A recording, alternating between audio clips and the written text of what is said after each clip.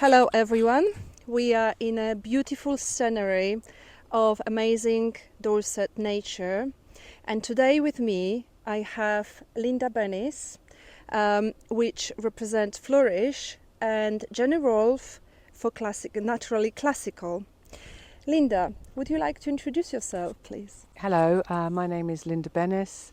I am an equine physiologist specialising in nutrition and clinical nutrition particularly, and the founder of Flourish Horse Health. Hi, I am Jenny Rolfe. I live in the UK and I'm a classical trainer with a holistic approach. I've trained internationally and I've written 3 books about my journey, which has led me to understand how our breathing can really connect with our horses. And I still enjoy, I'm semi-retired now, but I still enjoy teaching students to gain more connection with their horses through awareness of their energy and their breathing. Thank you very much, Jenny and Linda, for introducing. Today we like to listen to fantastic stories about horses and amazing people like both of you. Linda, would you like to tell us a little bit more about your love to horses, how you share it? Yes, I'd love to tell you that because it comes from my heart and it comes up so easily for me. I was born loving horses, so I have no idea where it came from really, because I grew up in grimy East London. We didn't have animals, didn't have access to countryside really, but it was just a love, and throughout my life I never lost that love. But later on in life I put myself through studies in university to gain a degree specialising in equine physiology and digestive physiology in particular. And that was a light bulb moment for me, because I couldn't understand why all the commercial feeds were mainly cereal based, when after studying equine digestive physiology I understood that horses weren't naturally cereal eaters. Part of that study took me to Andalusia, where I worked at the veterinary faculty in Cordoba, where I carried out the research for my thesis. And it was at that time that I realised the plight of the Iberian horse. Being a dry land, they lacked forage and fibre and were fed heavily cereal-based diets, oats mainly, and therefore were suffering a lot of diet-related disease such as colic and lamnitis that was prevalent and in fact endemic in many places, and it was almost always acute and deadly. So from that moment on, really, with my understanding, that was my inspiration and the trigger for me to develop a feed for them, as at that time, back in the late 90s, there were no feeds that were cereal free and complete and natural, holistic. So they were really my inspiration, and they've always been my specialist, if you like, horses, although I've worked with many others over the years. But when I think of them and work with them, the love and the passion and the mission and the promise that I made to them has never wavered. So I continue on my quest. Amazing. Thank you very much, Linda. It's so amazing, deeply from your heart, how you really want to help all equines. So, Jenny, can you tell us a little bit more about your life mission? I could say it's interesting having listened to Linda, because I made a promise to a stallion of mine called Delphin, and he had taught me so much about how our breathing and our energy fields connect, and I kind of made myself I made a promise that I'd still keep to him this day, to try and spread the word that, we don't need to use strong aids, strong gadgets. We just have to be authentic and love our horses, and in that way we can find a connection of sensitivity and suppleness, which the horses love. And again, like Linda, my passion it began when I was 5, so it's sort of nearly 68 years ago.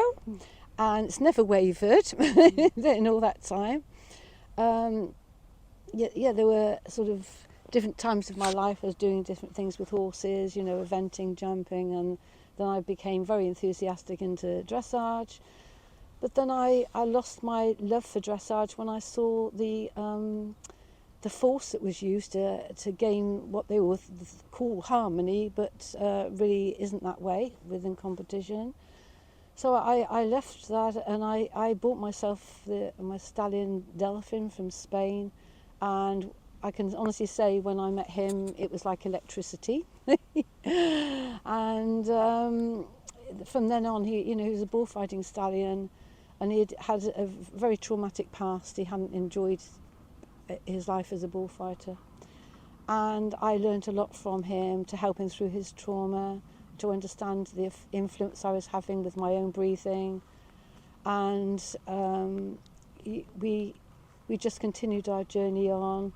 And then I took him to Portugal to learn more about classical training, and it's a combination of the influences from the Portuguese School of Equestrian Art in Lisbon, where I trained with the chief instructor there, and he became a great friend, and we worked together. And he then came to the UK and worked with my students, and we worked together over years. The influence of Delphin has come together to make my own journey, where I just try and sort of help other people understand horses and the nature, and how to have more joy in their riding.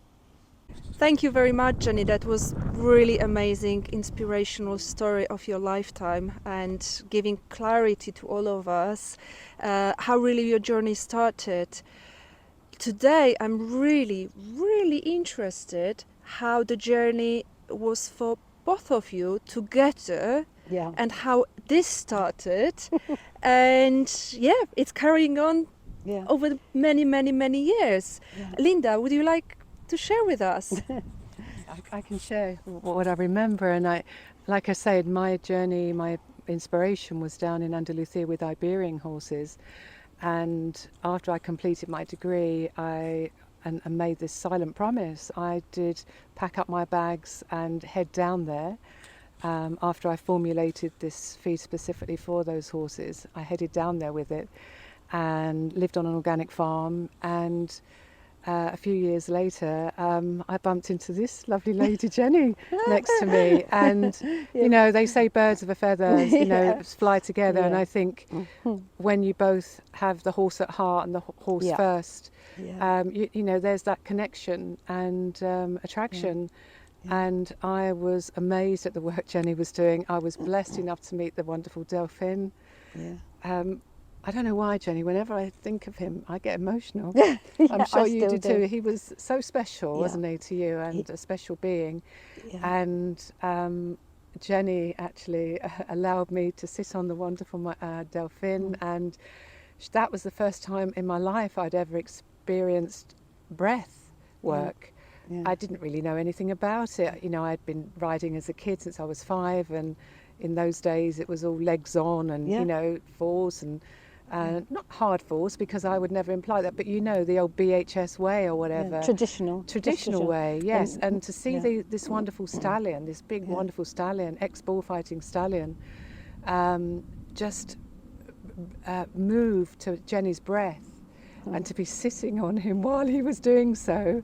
I'm not a dressage rider, so to experience that type of piaffe, and it was just breathing, and it blew me away, to be honest. And because I'd lived in Spain, I had seen the force with a lot of the horses, and that used to break my heart, because actually as a breed they're so sensitive, they're so compliant, so willing. So it was quite ironic with this force that had to be used. Many of them are stallions, they are kept stallions. It's a stallion society there. But they're gentle, they're gentle beings. Yeah. So to see what Jenny was doing with Delphin was a wonderful experience for me. And I instinctively knew that was the way forward. And that I knew that Jenny really had to spread that word, because in Spain, and probably the same in Portugal, you can't, especially being a blonde foreign woman, you certainly wouldn't be able to tell them this is how you do it. You have to walk the talk and I could see that Jenny could do that. And I thought, wow, this woman can really show how this is done. There's no magic tricks here. This is simply a horse, a wonderful horse, not the easiest horse. He'd had a very traumatic past, as Jenny said, but how he responded to Jenny's breathing was just wonderful. And that was our first connection. And then I was lucky enough also for Jenny to work with my Spanish stallion Comico, who was a young horse at the time. So yeah, that was our first meeting. Yeah, way back when, I can't even remember when. And then, you know, it's kept us together because we've wanted, both of us from our different places, a holistic approach. We wanted to look at the whole horse and the best next to nature that we could offer. And that, you know, that's when we started to feed with the total feed. Yes. And we've been feeding all our stallions over years, the most natural feed, you know, with the herbs. And the balance of the feed, our horses have been so healthy, so fit, they've been active, they've been compliantly willing to work with students, they haven't been over energetic, they've had a good sort of centred body and mind, and I feel that the feed has really helped them. It's supported what I do. Oh, thank you, Jenny. And it was wonderful for me on this trip back in the UK to meet Maistu, who obviously who is now 27, and obviously we've been nourishing him. We've been grateful to nourish him as well. And I met him back in Spain all those years ago when he was a young horse. So that was really lovely. A bit of an upstart he was. Yes, he was. A bit of a character. Yeah. But and I remember him there and meeting him. So it was a really lovely again for me to meet him again yesterday at your place after all these years. And he's still going strong, isn't he? Oh yeah. More than that, he'd had an injury, which we'd told really not to ride him anymore. And we thought, okay, we just let him enjoy life and do some liberty, whatever. But then he had lemonitis and Cushing's, and I found some sort of herbal help, and with this same diet with him, we stayed with it, and he's now fit, healthy, robust even. And we decided to put the saddle on him again just to see how he felt about it. And then we knew. We put the saddle on, Cassie sat on his back, and he suddenly looked 6. Goodness me. And he grew, and he was just so happy. He was telling us, yes, let's do this. Yeah. So he's in kind of play, not work, not at 27, but he's enjoying life under saddle a little bit with his liberty work and teaching the students how, again, from the breathing.